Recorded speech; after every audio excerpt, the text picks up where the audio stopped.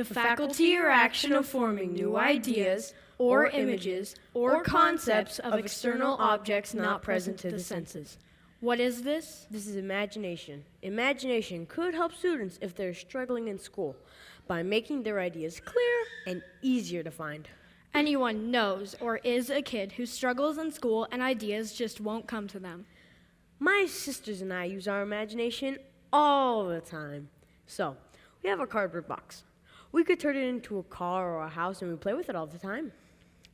Or sometimes, if we have a bike and a wagon, we can turn it into a train with just a piece of string. Or even sometimes when somebody has a loose tooth, we can turn a whole closet into a dentist's office. We are always using our imagination. And when we grow up, we'll have strong imaginations too. My mom used to be a librarian and she owned a library. When I was little, I would always go to the library after school and read books while she worked. This was where I found a love for reading. Then, in 4th grade, I found a love for writing, and I started writing short stories about crazy things like palm trees being international criminals, or even some of the scarier stuff like Kelly Clarkson. This shows that simple things that people take for granted, like cardboard boxes, reading, and writing, they can encourage imagination really well. So why should we encourage imagination? It is simply because people will be clever about ideas, humor, and their overall life. Wait, we already know this. Exactly, but how could we encourage imagination? It would have to be in school mostly, and in elementary school, by writing things like fantasy stories or fiction stories. Imagination is powerful. How powerful is it? Well, how many of you have tasted lemon juice before? How many of you know what it tastes like? Imagine yourself in the kitchen. There's a lemon on the counter. And when life gives you lemons? You eat them?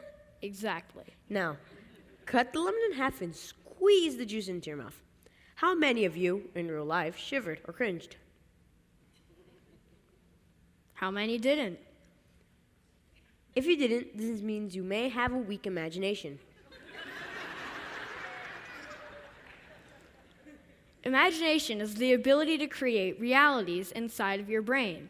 If you don't have a strong enough imagination, you might not have reacted to the lemon juice because your imagination may have been too weak to make it a brain reality. So why should we encourage imagination at a young age?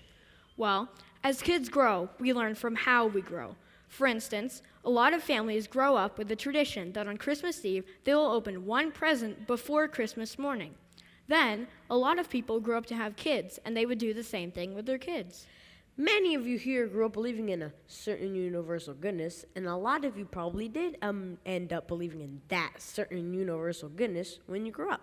This shows that if you were influenced by imagination when you were little, you would grow up with a strong imagination.